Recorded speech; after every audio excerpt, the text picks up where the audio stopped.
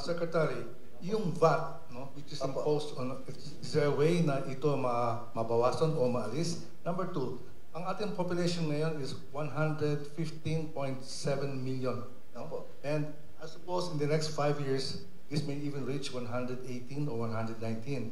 And yet, looking at the food supply, no, our production, time will come siguro, Secretary, na wala na makakain tao kasi sobrang tao at kulang ang production ng pagkain. At we will rely on import again, where we depend on dollars. No? So ano ba solution dito, Mr. Secretary? When I was Secretary, the import volume was about 2 million metric tons, about 1.5 to 1.8 million metric tons in 2010. Today, the import volume is from 4 to 5 million metric tons already. And the population is growing.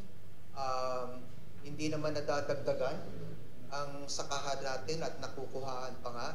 Which is why what is very critical is without having to plant in a single additional new hectare of land, without having to plant, we can easily bring down our losses and increase our output.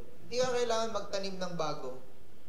All you have to do is to fix that problem that 15 to 20% of our national output is lost. And it is lost because we cannot process our food and we cannot store our food and we cannot distribute our food. And a foundational problem for processing and storing food is power.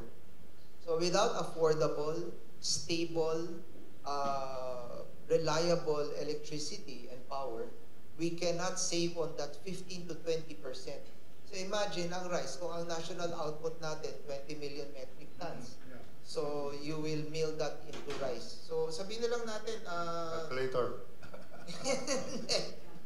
para wala ho tayong ano, let's just be ano, so kung 20 times 0.6, so that's 12 million metric tons of rice, supposedly.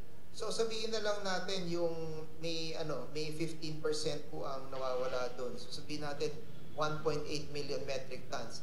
Kung ma-half nyo lang po yun, that is already 25% of the national import volume.